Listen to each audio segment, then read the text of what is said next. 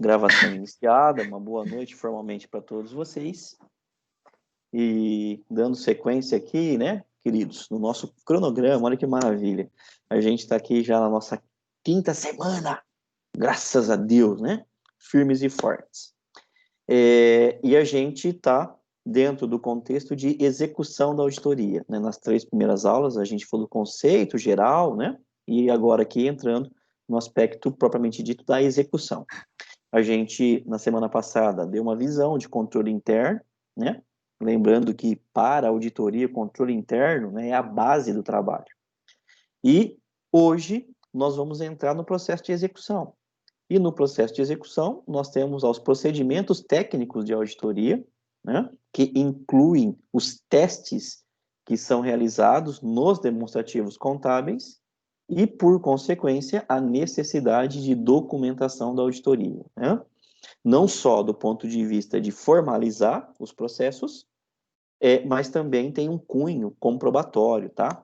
Na medida em que, por exemplo, né, tem alguma situação adversa, futura, e tem uma fiscalização nessa empresa, seja qual tipo de fiscalização for, e isso, né, resvalar na auditoria, o auditor tem que ter todo o documento comprobatório de todos os processos que foram executados, tá? Então, eu diria para vocês assim, né? Essa nossa aula de hoje, ela dá para a gente uma visão do coração da execução da auditoria, né? Todos os processos que são feitos para poder o trabalho de auditoria ser executado. Maravilha? Lembrando sempre, meus queridos, precisamos ser otimistas, né? Para poder vencer esses desafios aí. Esse tema da aula de hoje, ele está em 3 capítulos do livro, né? Capítulo 9, 10 e 11. O livro separa procedimentos técnicos de testes nos demonstrativos. Na visão prática, quando a gente olha, né, procedimentos, naturalmente, a gente acopla os testes, né, porque os procedimentos, na verdade, vão ser executados a partir dos testes. O capítulo do livro é separado, ele dá uma visão bem importante em relação ao que é o procedimento técnico voltado para a norma, dá vários exemplos práticos dos testes, é importante que vocês, então, olhem esse capítulo do livro, vai ter, inclusive, modelo de documentação, né, para poder ali formalizar os testes. E aí, num outro capítulo, que é o 11, ele fala sobre a documentação da auditoria, o conceito, dá alguns exemplos, né, e em especial nessa vertente de deixar o trabalho formalizado. É uma leitura gostosa de fazer, viu, pessoal? Eu encorajo vocês vão ver que vale a pena, tá? Muito bem. Falando sobre procedimentos técnicos, né, de auditoria, eu sempre trago aqui para vocês a norma que isso está refletido, aqui é a NBCTA 500, né? Olha só, 500 anos. R1. E para a gente, vamos dizer, sintetizar a nossa memória, né, o que é procedimento de auditoria, eu trago para você aqui esse termo. Procedimento de auditoria, deixa eu admitir a nossa amiga Érica. Oi, Érica, seja bem-vinda. Nós já estamos na gravação da aula, tá? E estava bem aqui no comecinho. Uma boa noite para você, Érica. Boa noite, professor. Boa noite.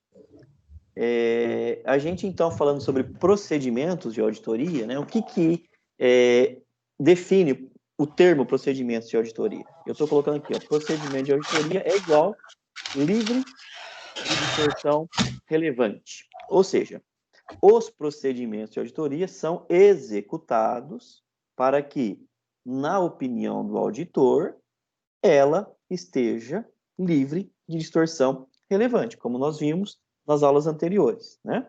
Fazer um processo de auditoria que tenha distorção relevante é basicamente dizer que o trabalho do auditor ficou, né, totalmente incoerente, não se prestou ao fim que se destina.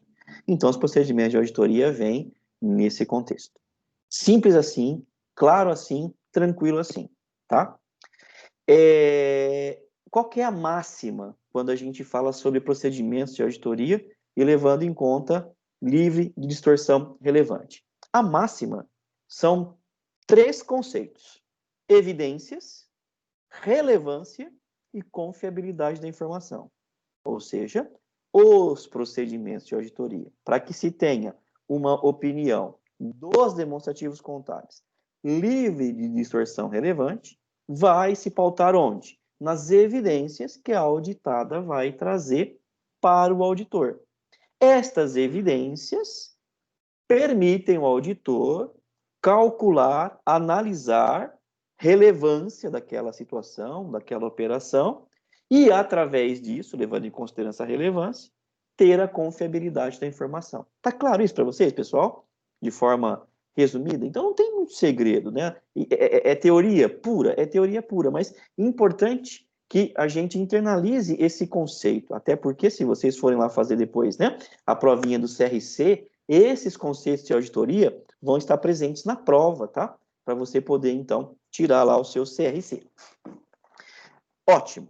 Traduzindo isso daqui num conceito que está no livro. O que é?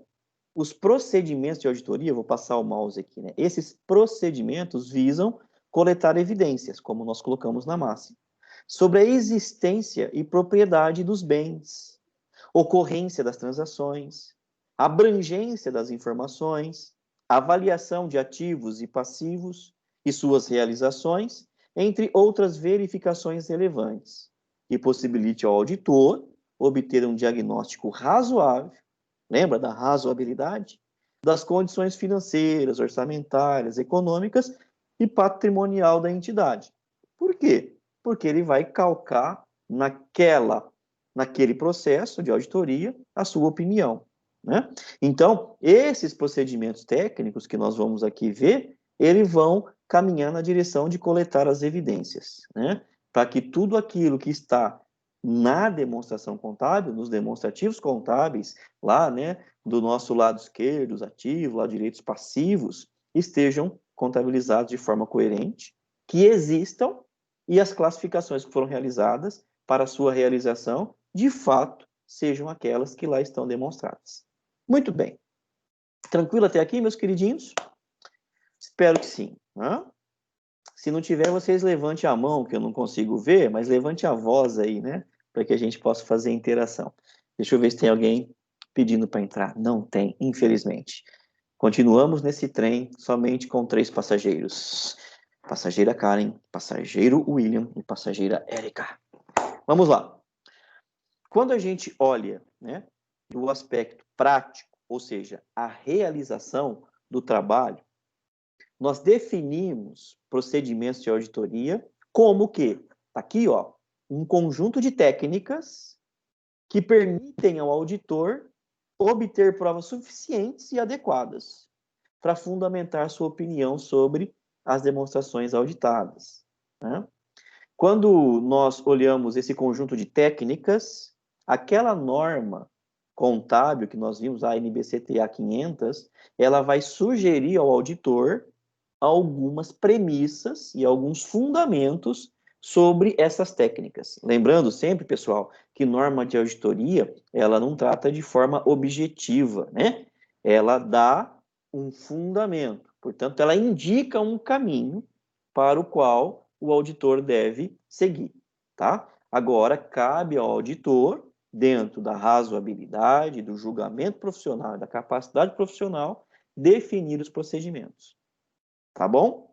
Muito bem. Por isso, então, que essa definição de conjuntos, deixa eu admitir aqui a nossa aluna Carolina, a nossa amiga Carolina, famosa pelos seus pudins. Boa noite, Carolina. Deus te abençoe, te livre e guarde todo o mal, tá? Seja bem-vinda aqui na nossa aula que está em andamento. Muito bem. Pessoal, agora nós estamos em 4, né? Já dá quase uma partida de futsal. Dentro desse ambiente que nós estamos trabalhando, os procedimentos de auditoria, né, elas abrangem 2 grandes pilares. O que o auditor, pela norma, é encorajado a fazer e aonde é que ele pode pautar os procedimentos, a prática do trabalho. Nesses 2 pilares, ele vai olhar, né, os procedimentos de testes de controle e testes substantivos. Nós vemos aqui, ó, teste de controle e teste substantivo. O que é isso, pessoal? Sem olhar muito aqui para a questão da norma que está contida aqui. Teste de controle tem a ver com a aula passada. É o auditor promover os testes que permitem ele dizer que aquele controle interno da companhia é razoável, tá? Então, ele é mais, diga-se, subjetivo. Está muito olhando a arquitetura do processo, tá bom? Testes substantivos são aqueles testes que são feitos cara crachá, sabe? Cara crachá mesmo. Então, ele vai exatamente validar, verificar, questionar, né, aquelas informações que estão sendo apresentadas nos demonstrativos contábeis. Do lado de cá, nos testes de controle, a gente fala que são exames de aderência. Ele vai certificar de que os processos que estão descritos para serem realizados estão sendo realizados. Portanto, visa avaliar a efetividade operacional de controle interno, tendo a prevenção, né, ou proporcionando a prevenção de erro e fraude, contra erro e fraude, ou de distorção relevante, como nós estamos tratando. No teste substantivo, ele vai detectar distorções relevantes no nível das afirmações. O que quer dizer isso? É a contabilização que está sendo ali executada. Tudo que está na demonstração contábil, tá? Nos testes substantivos, eles se dividem, né, em duas vertentes. Pode ser testes de detalhes, como pode ser alguns procedimentos analíticos substantivos, tá? Como o próprio contexto já nos indica, testes de detalhes, ele vai chegar no cálculo, na revisão, na avaliação, na mensuração. Procedimentos analíticos substantivos tem muito mais a ver, né, com questionamento, observação, né, validação de um processo, e não necessariamente a validação de um cálculo. Não necessariamente, né, o teste, por exemplo, de um estoque, do ponto de vista físico, né? O procedimento analítico vai olhar o processo que é realizado dentro daquela contabilização. Se não ficar claro, vocês, né, me questionem. E é exatamente isso que nós colocamos aqui, meus queridos, né, ó, testes e detalhes, né, que a gente abre aqui para vocês, né, esses testes substantivos. De novo, testes substantivos, né? Nós temos aqui ó, os testes de detalhes e essa revisão analítica que nós estamos considerando aqui. E é isso que acabamos de falar para você. Nos testes de detalhes, olha só, veja, eles permitem ao auditor ou fornecem evidência, né, sobre fatos contábeis que foram adequadamente registrados, ou seja, é a contabilidade cara crachá. Por que isso? Porque em determinadas situações, as empresas podem realizar registros contábeis fictícios, errôneos, né, sem suporte documental, a lavonté do contador, né? A gente vê isso acontecer demais, né? Sabe aquela máxima do contador, né? Quanto que é 2 mais 2? Depende, quanto você quer que dê? Isso acontece, pessoal, não é só piadinha de mau gosto, não. A gente que milita na auditoria vê, principalmente empresas que são lucro real, por vezes precisa, né? Ali ter uma despesa para pagar menos imposto, então o contador ele é meio mágico ali, né? Faz umas operações ali e sem suporte documental. Eu tive um caso de semana passada. A gente foi realizar um processo de auditoria numa contas a receber e tinha lá uma provisão bem grande. Saltou aos olhos. A gente fez o teste procedimental. Viu que no procedimento aquela conta acusou uma provisão fora da normalidade, fora da curva. O que nós tivemos que fazer? Teste de detalhe. A hora que fomos ver o teste de detalhe, que a gente verificou, o contador fez o seguinte: para pagar menos imposto, a gente selecionou aqui, né, uma possibilidade de PDD e pau, contabiliza aí, meu. Não pode, né, gente? Então, os testes de detalhes vão fazer essa verificação cara a crachá. A revisão analítica consiste na verificação do comportamento de valores. Foi exatamente esse exemplo que eu dei para vocês. Quando a gente olhou a evolução daquela conta, a gente faz, então, o comportamento dos saldos. A gente vê se tem alguma distorção relevante. Poxa vida, teve um pico nessa provisão em determinado mês. Não é normal. Vamos ver o que está acontecendo? E aí, então, a gente entra nos testes de detalhes para poder fazer o quê? Cara crachá. Pega esse saldo que está saltando aos olhos na revisão analítica, agora me dá a documentação suporte. Ah, é uma PDD. Quais são os fornecedores que estão nessa PDD? Deixa eu ver, o PCLD, né, para sendo mais charmoso com a norma, mais objetivo, né, mais fiel na norma, que agora é o PCLD, que é o antigo PDD. E aí, então, deixa eu ver a composição das notas fiscais, deixa eu ver quanto tempo faz que esses clientes estão devendo. A hora que você começa a fazer o teste de detalhes, você vai ver que não tem documentação comprobatória e tem uma operação fictícia, na verdade, que foi realizada para diminuir o resultado e pagar menos tributos, tá certo? Então, de forma prática, essa é a diferença entre a revisão analítica e o teste de detalhes. A revisão analítica, ela vai se pautar no comportamento do saldo e alguns indicadores, né? Algo que salta aos olhos. Pegou essa anomalia, a gente entra no teste de detalhes. Alguma dúvida até aqui, meus irmãos, amigos? Sim ou não? Não? Muito bem. Maravilha. Que turma boa. E aqui, nesse slide, né, a gente traz para você aqui, nos tipos de afirmação, né, ou seja, nós estamos falando dos procedimentos, quais são os tipos de afirmação? Qual é a evidência, né, que o auditor busca? Nós temos aqui alguns conceitos. Nós podemos ter afirmações, ou seja, onde o auditor vai se pautar, né, para ter aquela evidência, nas classes de transações, né, ou alguns eventos para o período que está sendo ali auditado. E nós temos afirmações sobre saldos de contas no final do período, tá? Então, veja, nesse primeiro quadrante aqui, né, a gente olha para as classes de transações. É meio que um olhar mais à distância.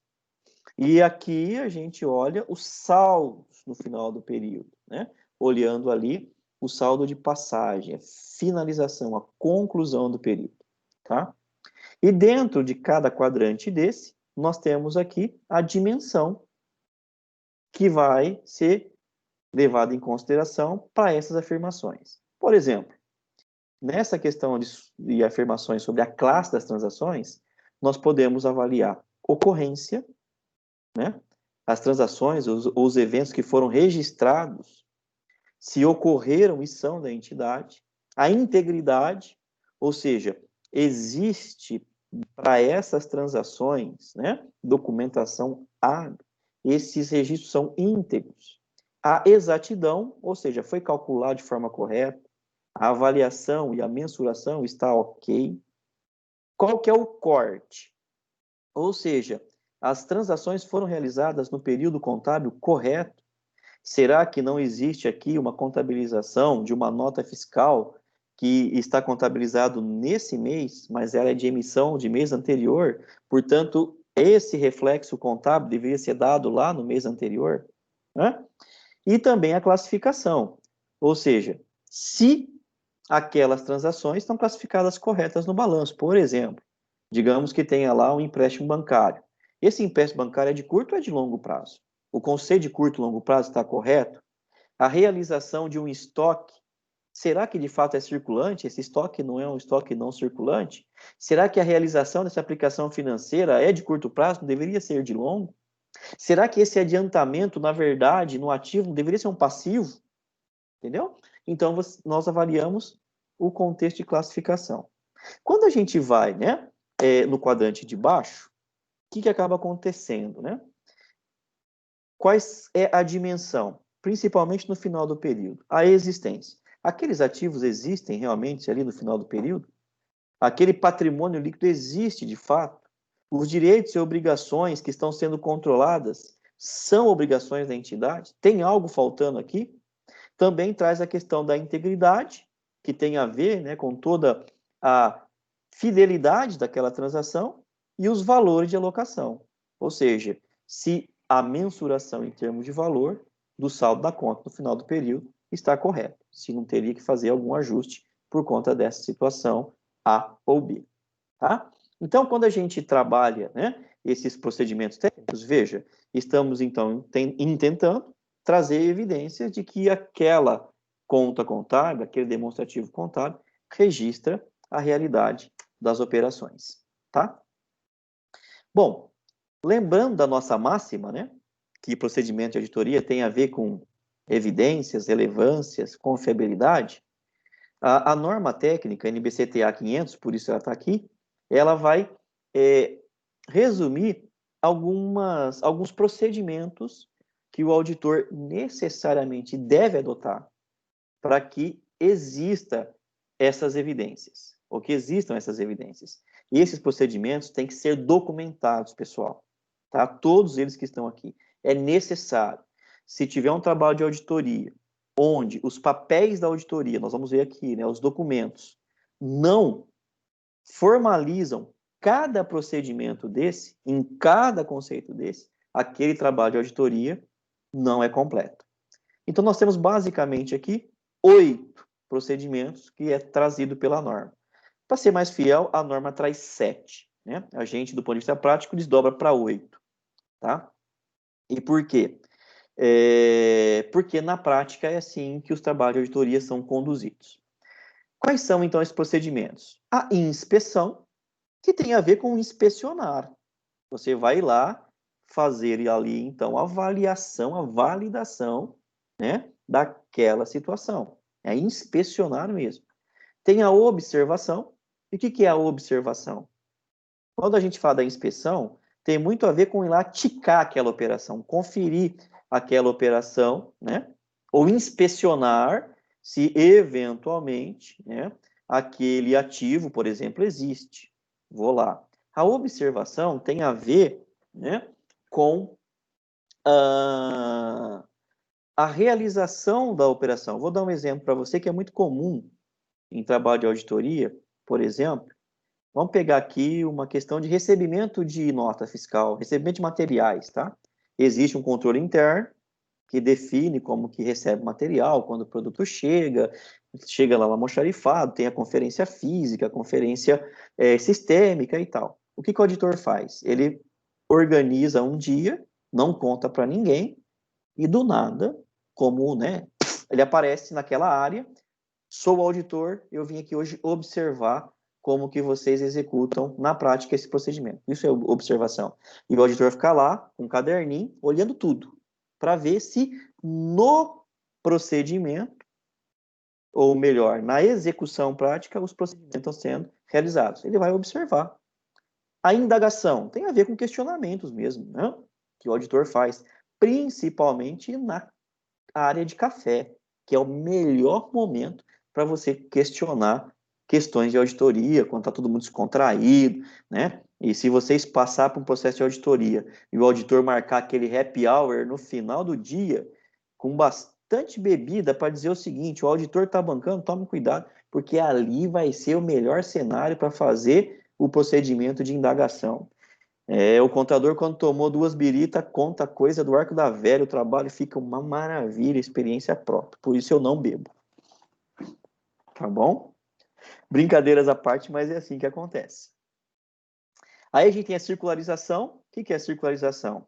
É os testes onde o auditor envia para um fornecedor, para um banco, para um cliente, um pedido para dizer o seguinte, olha, diz para mim quanto que essa empresa te deve, ou quanto você deve para essa empresa, ou quanto é o seu crédito ou o seu débito, para poder confrontar se a contabilidade está correta. Recálculos tem a ver com o procedimento de recalcular aquele fato contábil. Procedimentos analíticos, pessoal, no contexto geral, estamos trazendo aqui, é aqueles testes de cara crachá, como nós vimos até aqui, né? É você ir lá, selecionar uma determinada conta e fazer todos os testes, que pode até passar por tudo isso aqui que nós estamos comentando. A reexecução tem a ver com o seguinte, olha, o procedimento não está correto. O auditor vai reexecutar aquela operação para ver o efeito correto e, então, formalizar isso nos papéis de trabalho. E o último é essa evidência da auditoria anterior. Nós vimos na primeira aula isso. Então, como procedimento técnico de auditoria, se é o primeiro ano daquele auditor e aquela empresa é auditada, ele vai ter que olhar os papéis anteriores, formalizar isso, é um procedimento de auditoria, para executar esse processo e colher as evidências do trabalho anterior. Tá claro para vocês aqui, pessoal? Sim ou não? Falem alguma coisa, pelo amor de Deus. Alguma dúvida até aqui? Muito Tá bem. tranquilo. Eu me sinto um professor maravilhoso, viu, Will? Cara, você não tem noção. Eu me sinto assim, cara, eu sou muito bom para dar aula. É muito bom. Os caras entendem tudo, principalmente a Karen, né? Principalmente a Karen, que É veio aquele lá negócio, da... ou todo mundo tá entendendo tudo ou ninguém tá entendendo nada. Não, mas eu sou otimista, viu? Eu sou otimista, então eu acredito que todo mundo tá entendendo tudo. Ai. Pessoal, eu abri um slide aqui sobre circularização.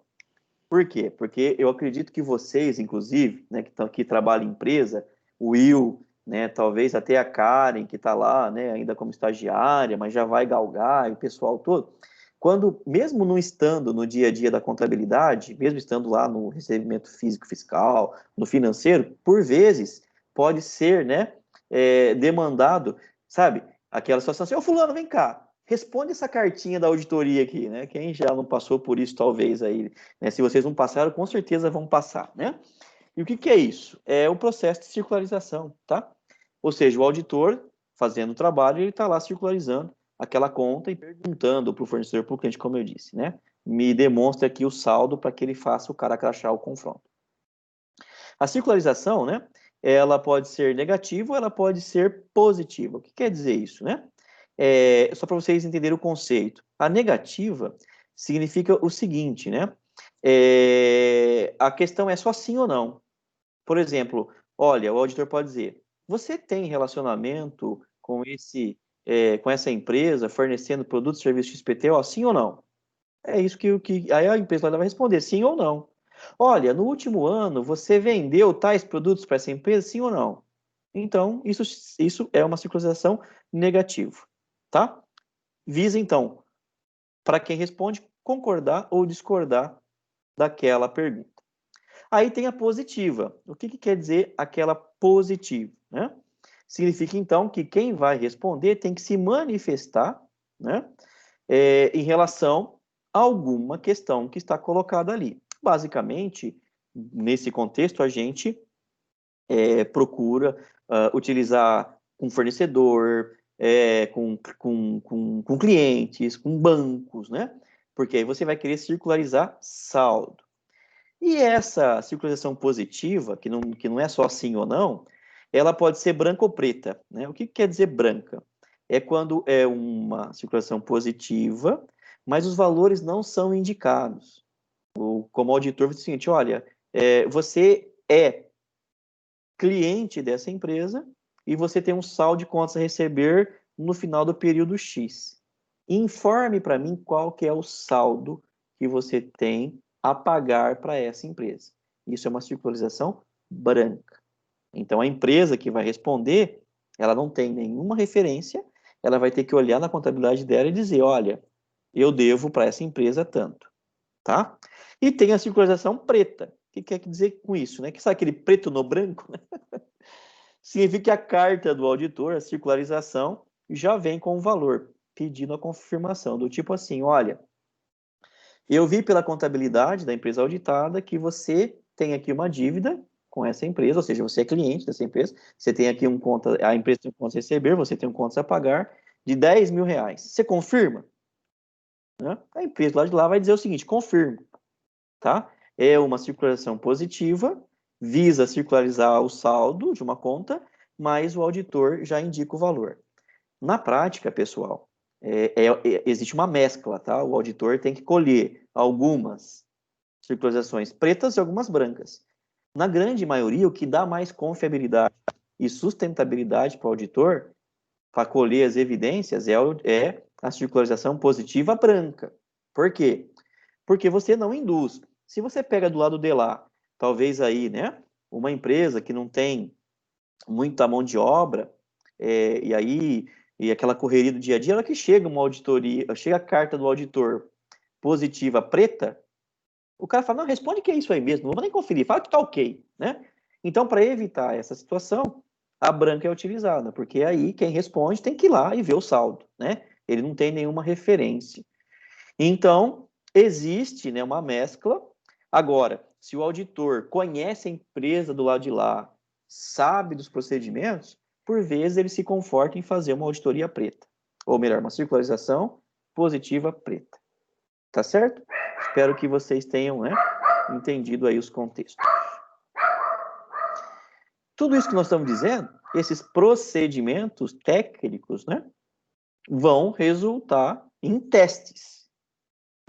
Você vai testar o demonstrativo contábil, testar, né, aquelas informações. Por isso que quando a gente, na prática, trata de procedimentos técnicos, automaticamente já estaremos falando de testes, tá? São conjugados. Como eu disse para vocês, para quem entrou por último aí, né? A Carolina e a Érica, no livro, texto nosso, ele preferiu tratar em capítulos distintos. Então, ele trata procedimentos técnicos num capítulo, testes em outros. Aqui a gente está tratando consolidado, porque tem a ver com o mesmo procedimento. Naturalmente, os testes são decorrentes dos procedimentos. Mas, muito bem, qual que é o conceito? Ao examinar os demonstrativos contábeis, né, ou seja, ao aplicar os procedimentos, o auditor deverá efetuar os testes necessários para colher as evidências, lógico. Ou as provas suficientes, sim, porque senão não adianta eu estabelecer procedimento e não fazer o teste. Para que possa suportar a sua opinião.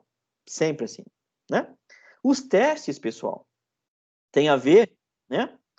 Sempre assim, para dentro dessa suficiência, né? Para suportar a opinião, pode existir uma conta superavaliada ou uma conta subavaliada. No fim do dia é isso. E é essa situação que o conceito de testes trata.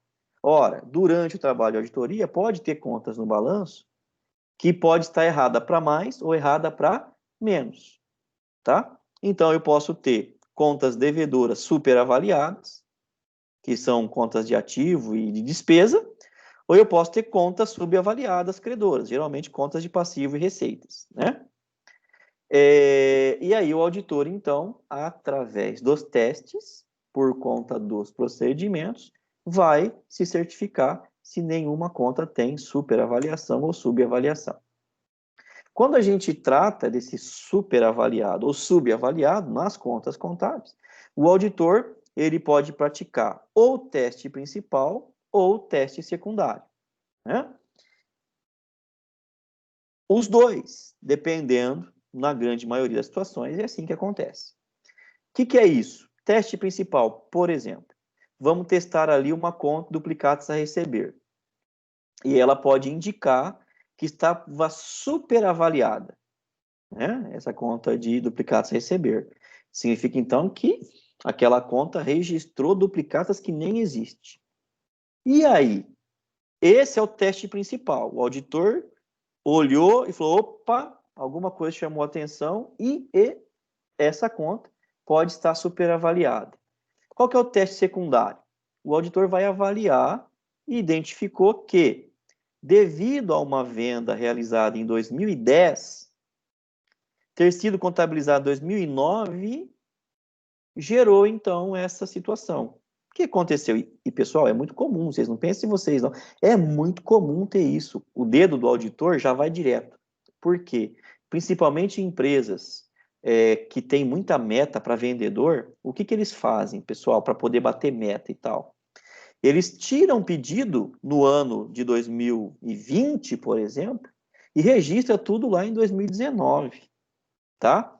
Para que aquele ano contábil, 2019, fique robusto, atinjam as metas. Mas os pedidos é de 2020.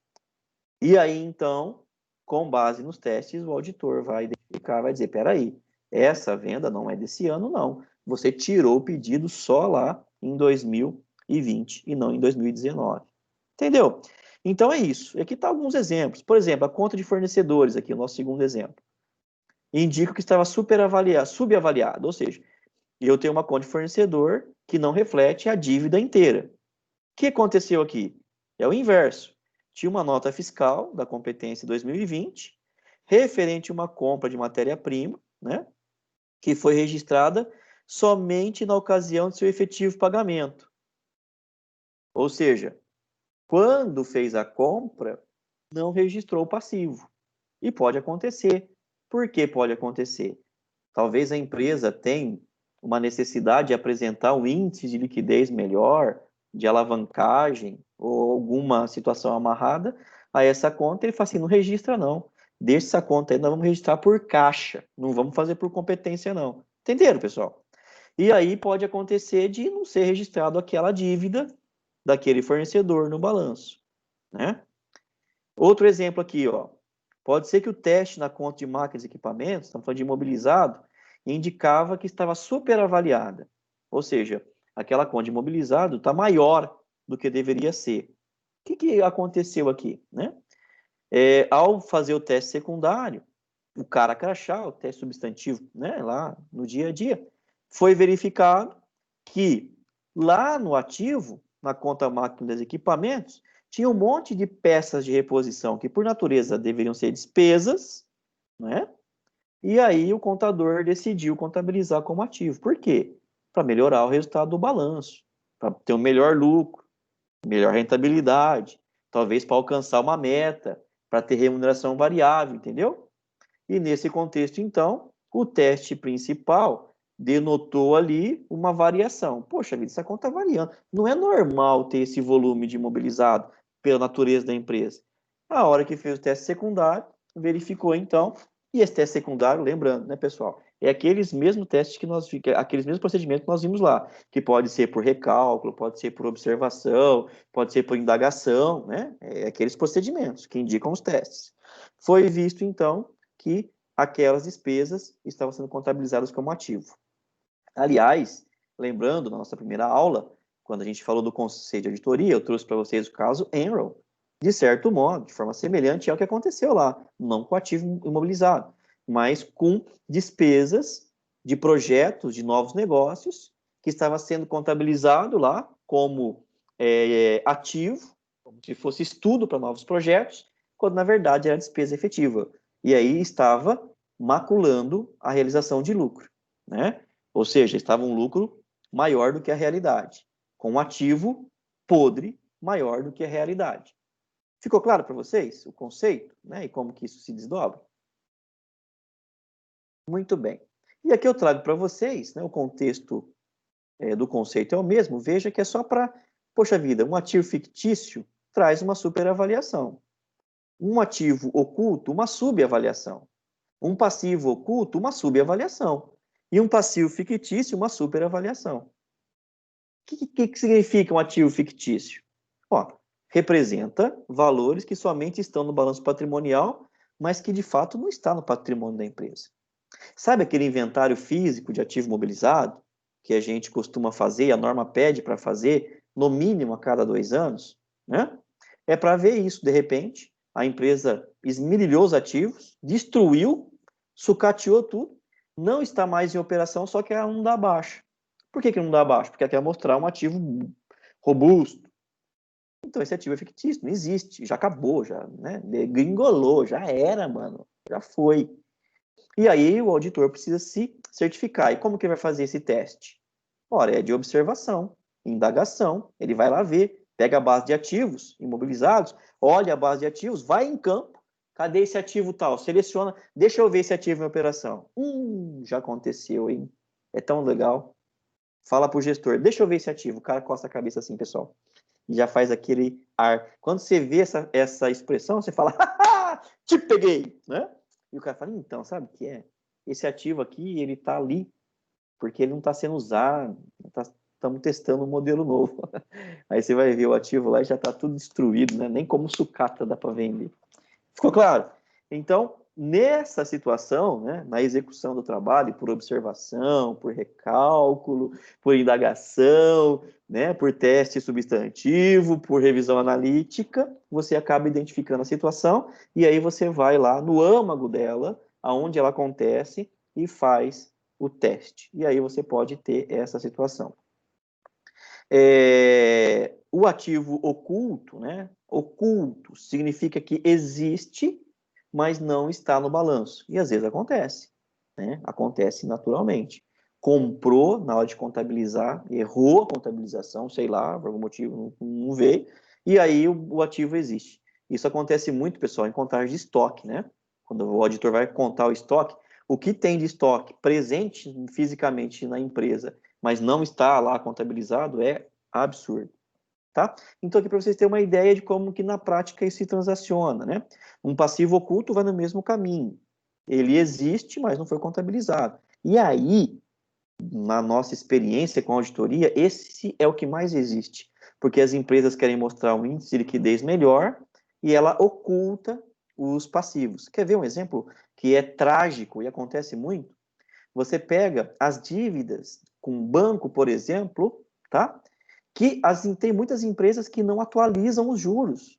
Verdade. Ela deixa a dívida a valor de face, conforme vai pagando, né?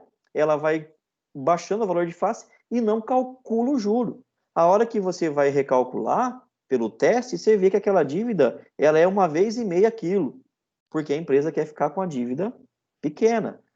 Talvez contabiliza uma venda à vista, quando a venda é a prazo, né? Ou melhor, um fornecedor, né? A prazo, quando a situação é diferente. Acho que eu me enrolei aqui, né? Falei besteira, né? Ou nem contabiliza. Então, tem que ficar muito criterioso essa questão de passivo oculto, uma contingência fiscal, né? A empresa deixou de pagar o tributo e nem contabilizou, então dá a impressão que não deve, mas deve. Tem que ficar bastante esperto com isso, porque isso acontece na prática de forma bastante maciça, tá? Muito bem. E quando a gente fala de testes demonstrativos, eu trago aqui quais são as contas, né?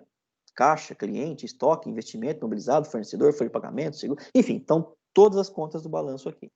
Então o teste é os procedimentos da auditoria, na aplicabilidade nas contas do ativo e passivo, são aqueles que, a critério do auditor, permitem uma conclusão quanto à razoabilidade das operações e aos reflexos nas demonstrações contábeis, tá?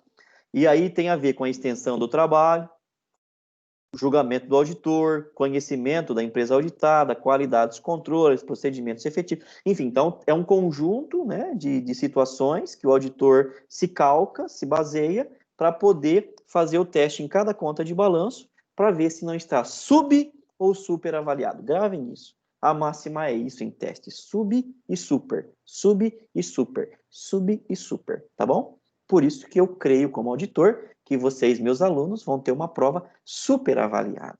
Vão ser super notas e não subnotas. Não me deixem ver algo diferente, por favor, minha turma. Ok? Concluindo a nossa aula, a gente fala sobre a documentação de auditoria. E estamos terminando. O que é a documentação da auditoria, pessoal? Nada mais é do que os registros dos procedimentos. Tudo que nós vimos ali, né? Os procedimentos aplicados através dos testes precisam ser documentados. Ponto. Para quê? Para que se demonstre, né, se formalize que tudo que foi realizado pela auditoria foi de fato realizado, em conformidade com as normas e as exigências legais para o auditor. Qual que é a finalidade? Então, documentação da auditoria, pessoal, nada mais é do que papéis de trabalho. São os papéis que a auditoria carrega e monta para formalizar o teste. Qual que é a finalidade? Fundamenta a opinião do auditor, facilita a revisão, quando necessário, de algum outro auditor, de alguma fiscalização do Bacen, da CVM. Serve como avaliação dos auditores, porque vocês acreditem se quiser, mas sim, os auditores são avaliados por outras empresas de auditoria. Ajuda no trabalho da próxima auditoria, lógico, e também serve de prova, em caso de justiça, ou seja, uma situação em que foi levado na justiça, o auditor prova, não, aqui, ó, eu testei o procedimento, sim, tá aqui o comprovante. Se teve fraude, aí não é problema meu, né? E qual que é a forma de preparação desses papéis de trabalho? Hoje, basicamente, meios eletrônicos, né? Colhendo essas informações. Ou pode ser manual também, né? Em algumas situações tem que ser manual. E aqui alguns exemplos, né? De tiques, né? Tique nervoso, não, né? Quando você vê um papel de trabalho, né? Você vai ver lá, hoje esses tiques existem ainda, mas totalmente, né? Numa sessão tecnológica. Então você vai conferir um balanço, um procedimento. Tem os tiques, né? Que identifica soma, conferido com razão, conferido com papel de trabalho, conferido com somatório, e isso vira para o auditor quase que uma língua, é uma linguagem, né? Não tem a linguagem da música, né? Quem toca aí instrumento sabe, aquelas bolinhas pretas lá, né? Tal. Esses tiques acaba sendo uma linguagem. Um auditor que está acostumado, bater o olho naquele tique, ele já sabe aonde está formalizado o papel de trabalho, da onde veio e para onde vai aquela formalização, tá? Então, eu trago aqui para vocês só para dar esse exemplo. Resumindo tudo que nós vimos até aqui agora, para nós concluirmos e fecharmos com chave de ouro a nossa aula, que nós estamos dizendo, pessoal? Basicamente, a execução da auditoria existe para quê? Para fundamentar a opinião do auditor. É o produto do auditor, o produto do trabalho do auditor é o quê? O parecer. A opinião. Opinião e parecer é a mesma coisa. O produto do trabalho é isso, né? As empresas contratam o auditor para, no fim do dia, ter uma opinião. Ponto. Então, para fundamentar a opinião, nós passamos pela execução da auditoria. E, basicamente, a execução da auditoria vem por esses 3 conceitos. Procedimentos técnicos, que é o conjunto de verificações que o auditor vai organizar para poder executar o trabalho. Procedimentos técnicos ensejam testes nos demonstrativos contábeis. Ora, se procedimentos técnicos é o conjunto de verificações, o testes nada mais é do que colher as evidências. É ir lá e realizar, de fato, o teste. Uma vez que eu tenho um conjunto de verificações que denotam, né, os testes, o que o auditor precisa fazer? Documentar através dos papéis de trabalho, ou seja, prova de execução. Ficou claro? Que maravilha. Conjunto de verificações é procedimentos. Colher as evidências, cara crachá, é os testes. E prova de execução é a documentação, é os papéis de trabalho. Espero que tenha ficado claro isso para vocês, tá bom? E a gente volta daqui 5 minutinhos, como é de costume, tá? Para a gente fazer aqui a discussão dessa aula com base em alguns exercícios práticos, né? Do dia a dia, da auditoria, para que fique muito mais, né, presente esse conceito, tá bom? Então, eu quero agradecer realmente aqui a participação de todos vocês. Eu vou fechar aqui agora a nossa gravação e a gente volta daqui 5 minutinhos, tá? Muito obrigado, pessoal.